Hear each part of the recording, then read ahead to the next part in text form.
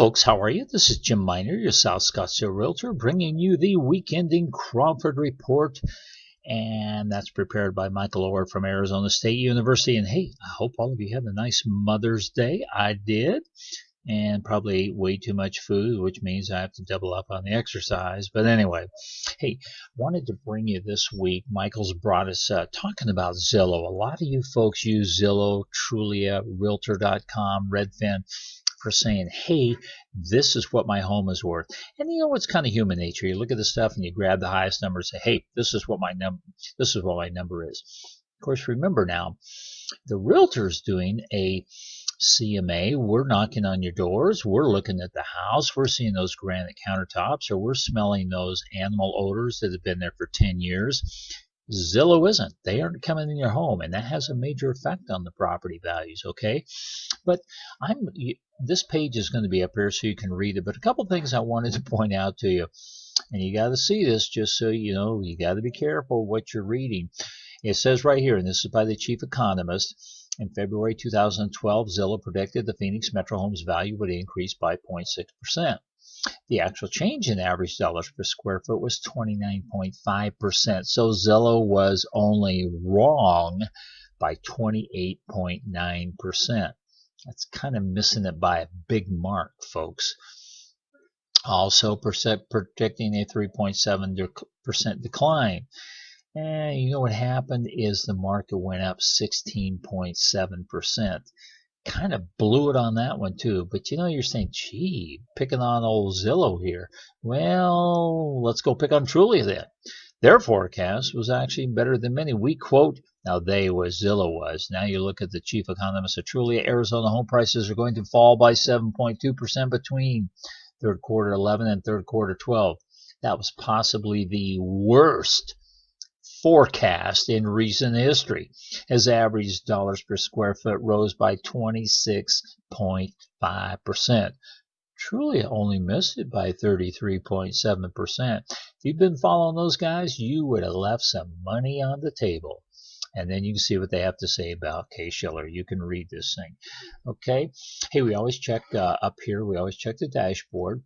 And let's go jump on that real quick. For those of you new to following us, is the dashboard is gives us kind of a dashboard feel for what's happened in the market over the last week. Okay, let me scroll this up here. It looks like a dashboard, don't you think? Auto dashboard. Okay, here's the market, which you can see basically kind of flat. Let's see what demand's doing.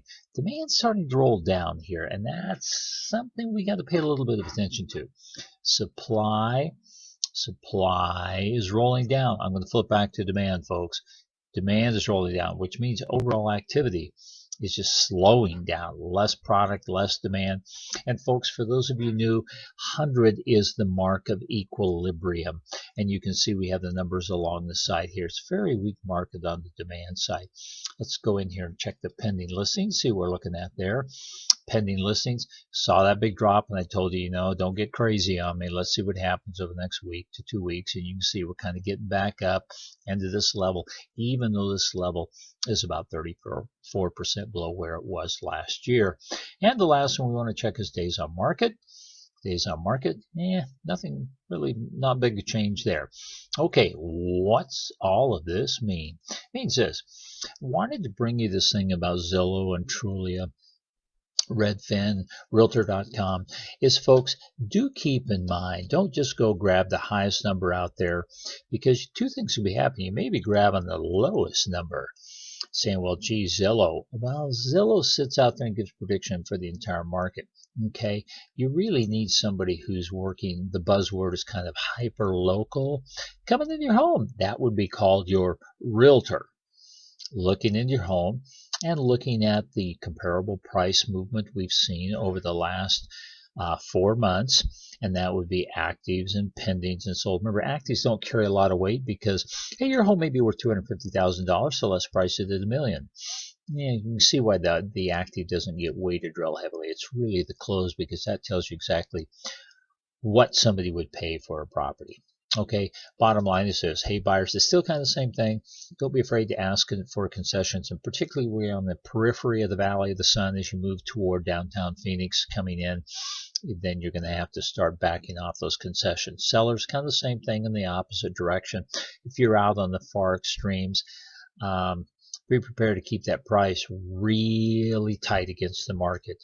And then as you move in toward the metropolitan area, folks, just price as a seller, just price at the market, get yourself a couple good offers, take the money, and go out and look to buy another house and relocate, new school district, new city, or maybe even out of the state.